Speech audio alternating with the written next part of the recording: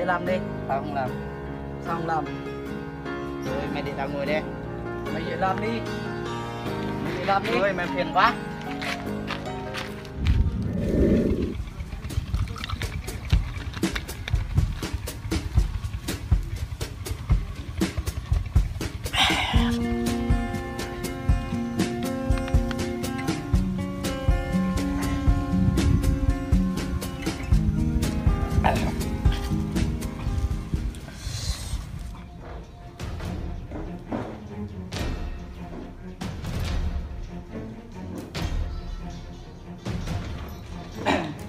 Được.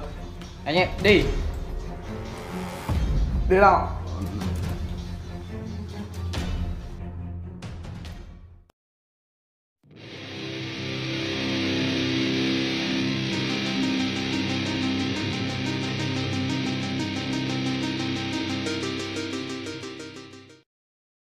Đại ca, nhìn thằng kia.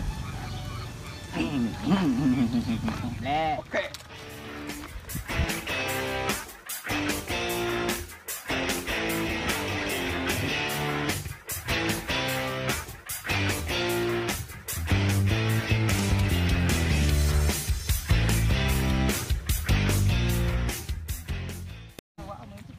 Ê thằng kia, mày thấy bên tao mày không trả hả?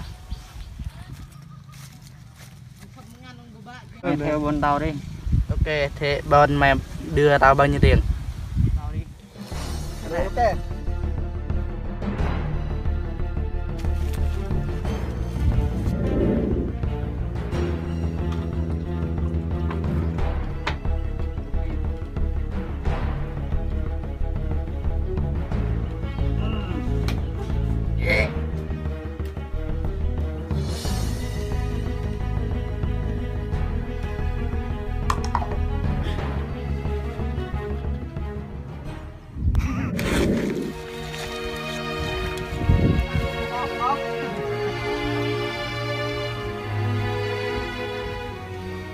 Đưa điện thoại đi.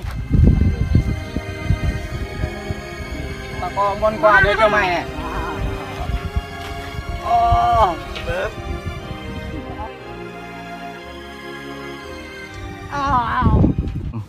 Mày làm gì anh tao? Để tao qua. Ok, để tao qua nha. Iya đây mà.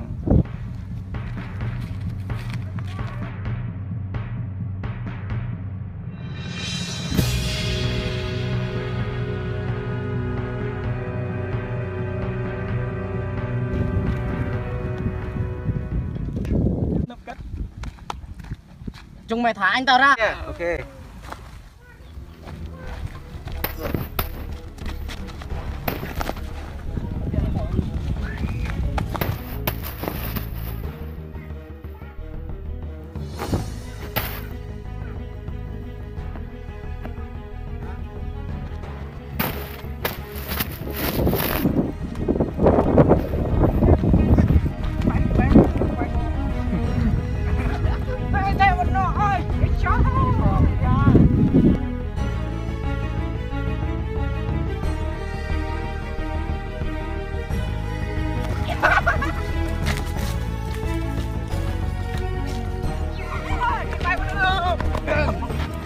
Đại ca, nó cho rồi.